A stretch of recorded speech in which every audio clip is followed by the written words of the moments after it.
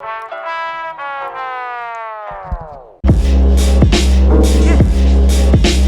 allihopa! Hi everyone and welcome to another video from Say It In Swedish. It's been a while and I hope that you're all well inside at home and that you haven't caught the big C, and if you have, all I can say is krya på dig.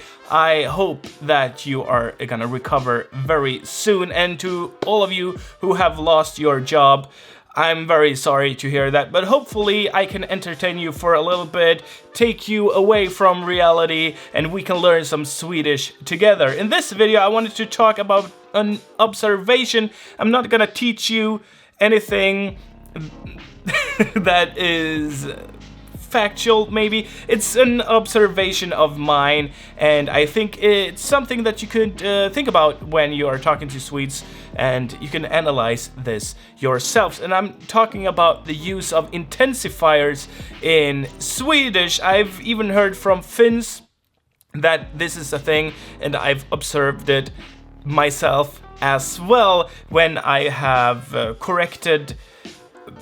I've corrected people's texts, and I've looked at texts from people who are learning Swedish, and I've thought an intensifier. Oh, it's sunny right now, but an intensifier would be nice here, even though it doesn't bring much to the meaning of the text. It's just something that we need as a filler, basically. So that's what I'm gonna talk to you about today. But first, I wanted to remind you of sayitinswedish.com, where you can get lessons, free lessons for learning Swedish, and you can get some extra content there if you are patrons. So if you want to support me during these times and generally, go to Patreon. There you can become a member, but you can also click the join button here under this video if you want to become a member of our squad, if you want to become a YouTube member, because then you will also get the perks of a patron. You can use the site. You just have to email me so that I can activate your account, because there is no optimization there right now, unfortunately. But you will also get a little badge in the comments beside your name if you are commenting, and everyone can see that you are a member and you are one of us, the Swebo squad, or whatever we want to call it. Let me know in the comments down below what we should call the squad. So anyway, please go over to the site if you want to learn some Swedish, and if you want to support me, go to Patreon and all that jazz. I'm very thankful for all your support so that I can do this full time. Alright, so to my observation, right? It's very interesting that in Sweden, or in Swedish in Sweden, we need intensifiers as fillers, so because if we don't use that, it feels like something is missing in the sentence, and sometimes it can sound passive aggressive, or it can sound a bit sarcastic or very dry if we don't add this. It's something I've heard, as I said, and I've started to think about myself, and I just noticed that it sounds dry and sarcastic if we don't use these intensifiers as fillers. Now, I couldn't find any information about this. If you're watching and you're actually a Swedish teacher, let me know in the comments down below if this is a thing that people are taught. I have no idea, but I thought it was an interesting thing to mention to you so that you can analyze it yourself. If you're listening to Swedes talking, sorry, I keep hitting my stand here.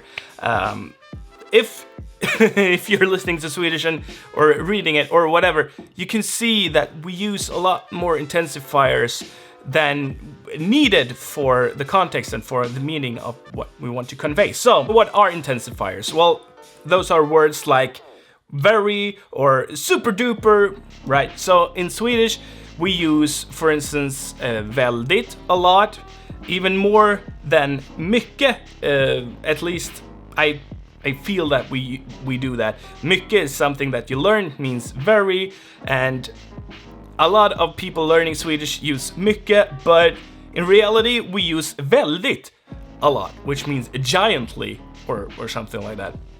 We also use the prefix jätte, and we use the prefix skit, which means shit, but it's very common to use, and so on.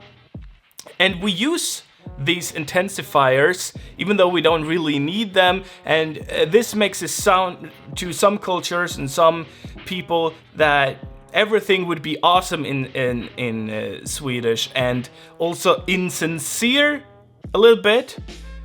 Just like some people think about Americans, because they also talk a little bit like this, that everything's awesome and you are doing great and etc. And it just feels a bit over the top, and apparently we do that in Swedish as well. And I've thought about this, and it's really true. So if someone were to say smakade bra, did it taste good? Like if you are in a restaurant, most of the times we would say, ja, det var jättegott. Yes, it was very giantly good, right? Instead of saying it was like good. Det var gott. Ja, det var gott. It can sound a bit sarcastic even, or short. To me, it sounds a bit short just to say, ja, det var gott. Like, period. It was good. Period. Nothing more, nothing less. Right? And it can sound impolite in some situations. So that's why I thought this is an interesting topic to mention to you, so that you can do what you want with this information. But it's something I feel myself. It is kind of relevant to know. It's a cultural thing, right? But it's something you can notice if you just listen a little bit. And for me as a Swede, it's something I've noticed while correcting texts, because they feel kind of short or kind of very basic in that regard, that they are very direct. Like, translate, it was delicious.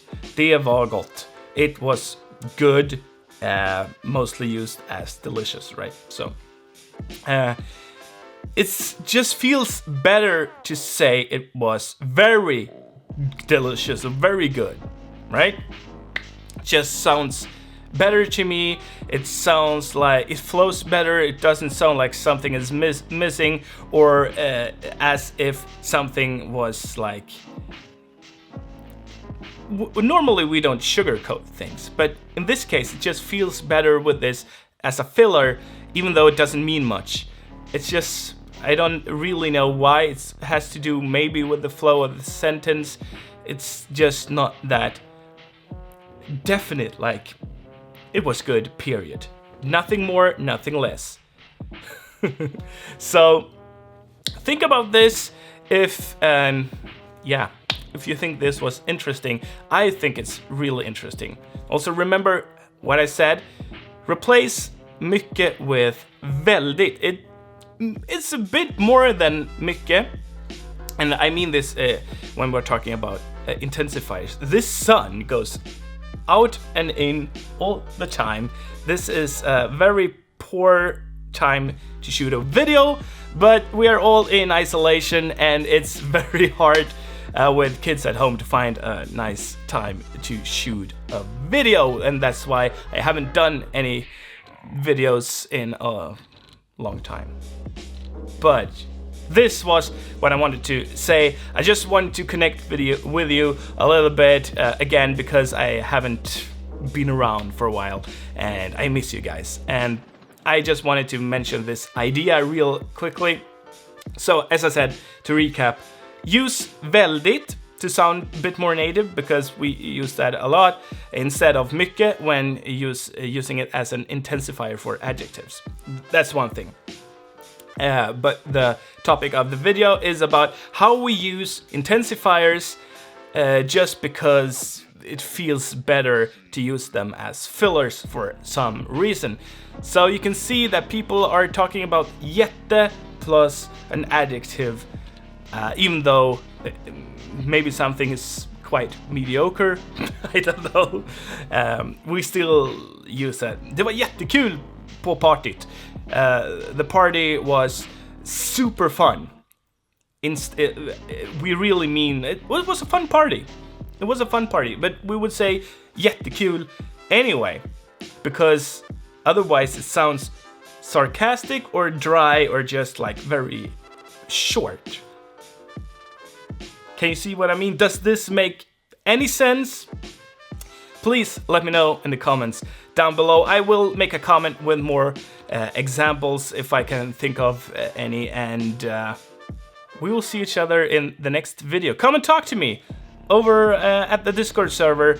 Link is in the description for that. Check out sayitinswedish.com for free Swedish lessons and my Patreon, and also click that join button to check out how you can become a member here on YouTube and get a little icon. Alright? Stay safe everybody, and we will see each other in the next video. Ha det bra, puss och kram, vi ses, hej!